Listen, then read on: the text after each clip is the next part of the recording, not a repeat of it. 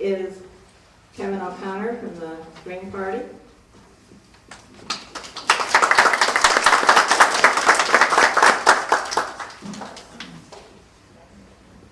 Hi everyone. I'd like to thank the League of Women Voters and AARP for giving me the opportunity to inform people when they go to the polls, if you haven't done so already. And the reason I'm running, there's a multitude of reasons why I'm running, but a major reason why I'm running is because, as has been said earlier today, we cannot trust the same people who got us into these messes to get us out. And I think most of you have seen in Springfield that over the past few decades, not much has changed. So I'd like to pressure a lot of the comfy, complacent and stagnant office holders in Springfield, and also create a bridge between Democrats and Republicans. I know a lot of people here are still unfamiliar with the Green Party, but we are very, very strictly representative of the people, which is one reason why I'm completely refusing corporate donations, PAC money, union money. I'm not representing special interest. I'm here to represent people. And when I get to Springfield, it's definitely going to be reflective in my voting record. So, some of the projects I'd like to work on and focus on in my time in Springfield are public transportation. I think we need to reinvest in infrastructure. That way we can make it free for all citizens. It's something that is going to be healthy for our economy. It's going to create jobs. It's going to reduce travel time for people that are driving on roadways. And it's going to reduce the amount of carbon emissions that we're pumping into our atmosphere. That's one major thing I'd like to focus on. Another thing I'd like to focus on is clean jobs, green collar jobs. And by that I mean getting our economy to shift towards the creation of renewable energy technologies. So training people through government services to work in sectors like building wind farm turbines, that sort of technology. So thank you very much for giving me this opportunity. Thanks.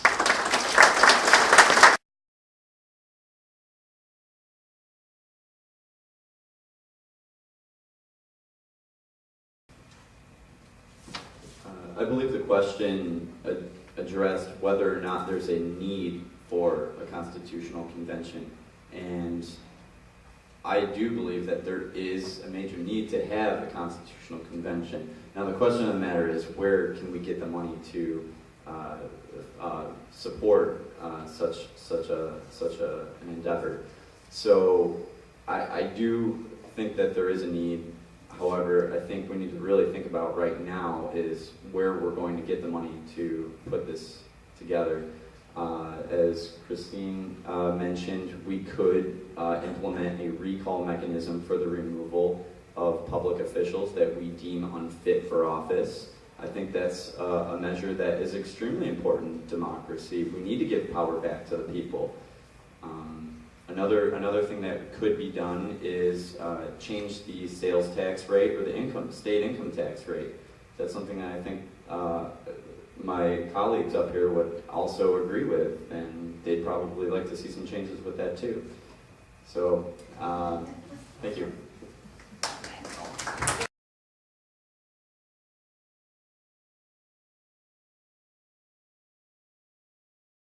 In 2005, 2006, there was a bill created called House Bill 750, and I am completely supportive of this measure.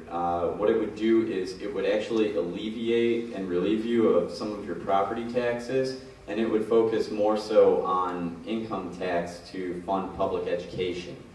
It's been endorsed by education advocacy groups such as A+ Illinois, as well as hundreds of teachers throughout the state too. So I think that it's a measure that we can support and actually create a more level playing field for students all throughout the state of Illinois.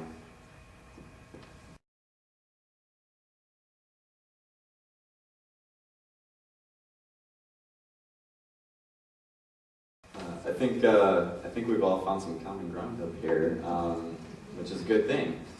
I do not feel that we should be taxing people on a fixed income like retirement money. I think that like Christine said, that it's only going to exacerbate our problems in Springfield. It's not necessarily something that's going to solve them.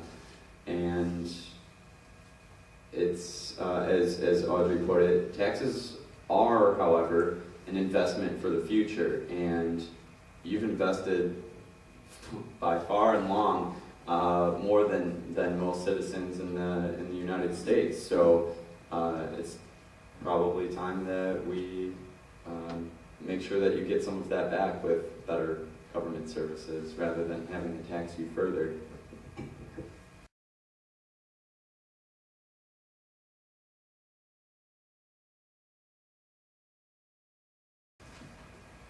Corn ethanol is having a huge impact on not only food prices, but where your tax dollars are going to.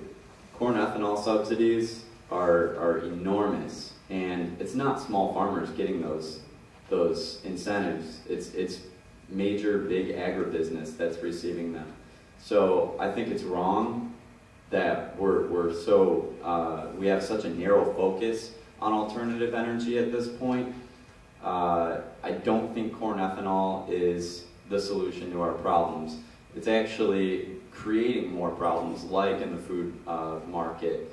So it's something that I think we need to actually focus on all sorts of biofuels, like sugar beets, switchgrass, things on that order.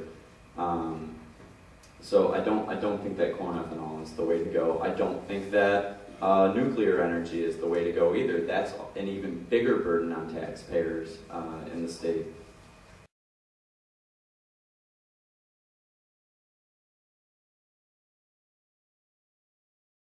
I do respect a woman's right to choose, especially in cases of rape and incest. I think that's something that it would be detrimental to a woman's psyche, having to go through that sort of trauma, and to be forced to stay with that trauma for their life has to be horrible. I am somewhat supportive of the Parental Notification Act.